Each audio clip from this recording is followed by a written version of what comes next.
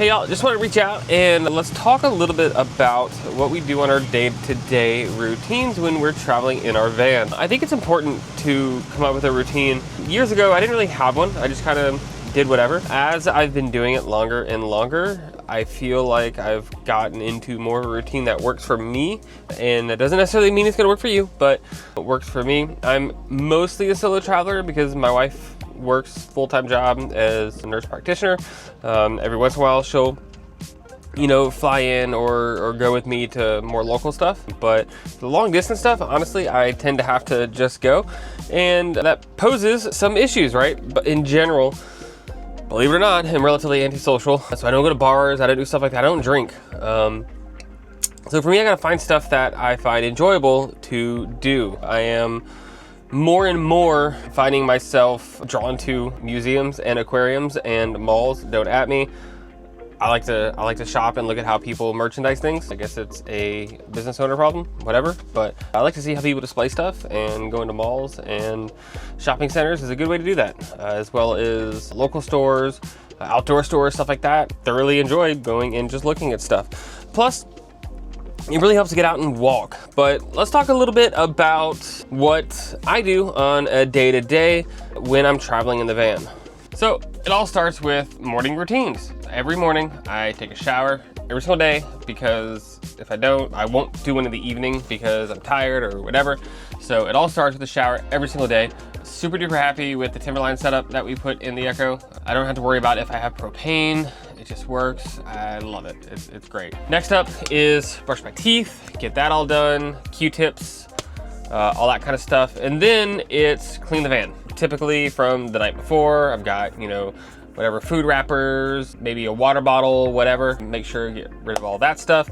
And then from there, it's really if I'm staying in the same place, which I rarely do. I rarely stay in the same place. I'm often driving from location to location. And then when I'm at an event or whatever I'm doing, whether it's, me and the wife going away for a weekend, whether it's going to an Adventure Van Expo or an EKKO meetup or whatever, that takes my day, right? So I don't have to worry about what I'm doing day to day there, but I'm staying in one place. It's going to be taking the time in the morning to figure out what I want to do that day. If I'm traveling, it's figuring out how long to get to the next spot, as well as what I want to do along the way. Once I figure that stuff out, and that also changes kind of fluidly throughout the day. The Garmin navigation device is really cool about seeing what's along the way. You can put your route in there and it will show you in different categories what's coming up along the way. I think today that's going to be some Route 66 stuff. I've got about 13 hours, I think, to get to Purgatory. I'm going to break that up over 2 days. I know it's shocking since I normally do like 14, 16 hour driving days. Again, trying to do all this stuff a little more healthy. So try and do some Route 66 stuff. So that's going to be our fun for the day. Try and get about 8,000 to 10,000 steps in, which is basically my goal. I got 9,000 in yesterday, so that worked out pretty well. And yeah, so once everything's cleaned up, then it's coffee. We're either going to make it here or go get it. We're just outside of Dallas, so it's not like I'm in the middle of nowhere and I have to get gas station coffee, which I absolutely hate at this point, unless it's like Wawa. I can deal with Wawa. So we're gonna find somewhere to get coffee here, grab some coffee, and then hit the road. But before we hit the road, we have to do pre-checks, and that consists of, so one of the important things about the walk around is checking your wheels and tires. So this includes checking to make sure that one, all your lug nuts are there, and then two, that your tire pressure is correct. We do ours 65, 75, and we're not towing a trailer, so 65 PSI in the front, 75 in the back. I'm using the ARB inflator that we suggest to everybody because, well, I use it too and I love it. For the money, it's pretty good. So that's good. And that's good. Go to the other side and then grab some coffee. And it wouldn't be overlanding without going to Starbucks.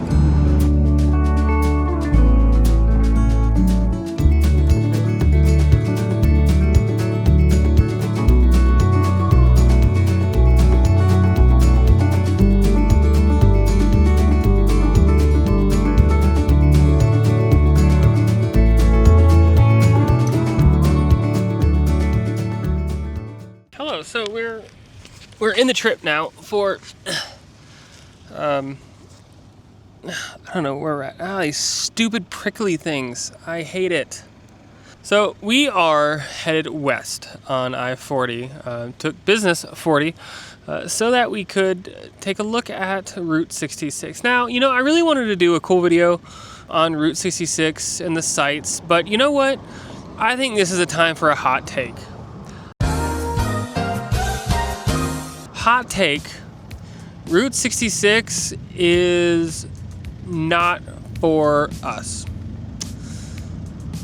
It's kind of cool to see some of the old history and stuff like that, but to me, it's really more depressing than anything. Like, I'm a big person that likes progress, right? I like when people build things. I like progress. I like, advancements. I love technology. I like stuff like that. I don't know, it just doesn't really do it for me. So the first time I went in this area was probably 2 years ago. No, I lied. It was a lot longer ago than that. I haven't been on I-40 for 8 years. So it was after I built my first van and was delivering it to Overland Expo to a guy. So Route 66 is a huge spread out kind of area. Each little city on Route 66, like Amarillo, Vega, a whole bunch of them, right? It's super duper long. They have their own little charming things, right? And maybe, just maybe, the spread of it that I've been in is particularly depressing. But I've actively tried to do as much of Route 66 as I could from the Amarillo area all the way down to here. And I'm just kind of more sad because it's like there was a really good ice cream place that was, then shut down. And there's a bunch of really cool buildings that have, character to them that got shut down. And it's just more and more that everybody's either moving away from places like this to more populated places. The way of life isn't there anymore. I don't really know what it is, but it's I don't know, it's just not good entertainment, and I feel like it's more objectified entertainment, coming here just to see how bad it was and or how it could have been before. I don't know. Anyways, this is all just rambling. Regardless, it is beautiful out here. There's a lot of really cool old buildings like the one behind me. I know it is kind of cool to think of what this used to be back when, cars had really big motors and no traction control or safety or seatbelts. It's kind of cool. So that's my hot take, that Route 66, unless you have a specific thing you want to see, is probably bypassable. I don't know. It's fun to drive through, probably once every 8 years, I'd say. But I'll continue going to see if I find anything cool. But I don't know. That's just, talk time with Grant.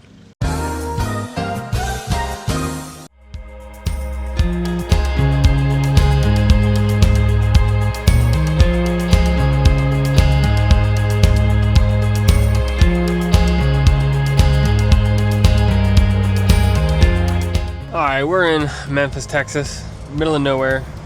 Time to get fuel. Got 2 bars left. That means I probably got 10 gallons left, but I know we're gonna be in the middle of nowhere for quite a while, so let's go get some fuel and do our normal checks and stuff and things. Let's be safe. Clean windshield's a happy windshield.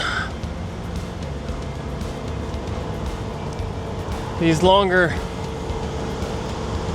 cleaning arms are a little hard to find sometimes, so definitely take advantage when you do find them. The amount of big ass bugs out here is ridiculous.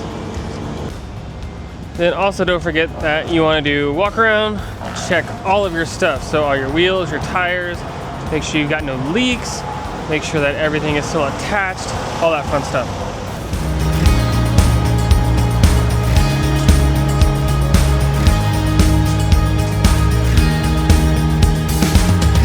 Everything looks good. Well, let's finish filling up fuel. Oh, and it just clicked off, so it looks like we got 34 gallons, so still had 10 gallons left. But again, we are in the middle of nowhere, and fuel just gets harder to find as you go west on I-20. So we're gonna put the filler back up, go grab some def, and maybe get a snack, and do a little bit of work, and head out.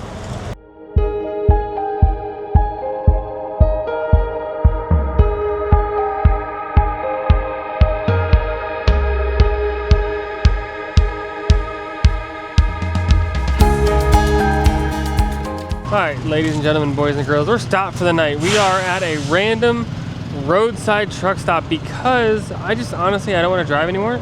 I don't know, about an hour away from like some BLM stuff, but it's 6:30 here time, 8:30 home time, maybe 9:30. I don't remember how many hours behind we are, and I just really don't want to drive anymore.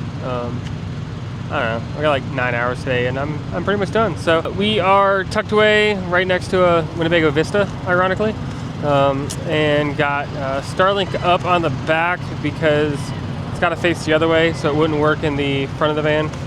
But good thing I have a tube clamp, and working on uploading some stuff and things, and they're gonna go get some Dairy Queen and cheat a little bit, so gotta go get a little kid's blizzard. But it should be a good night. I'm gonna get some work done and head back out tomorrow. We should hit Purgatory tomorrow, so super excited. Thanks for hanging out, and y'all have a great night.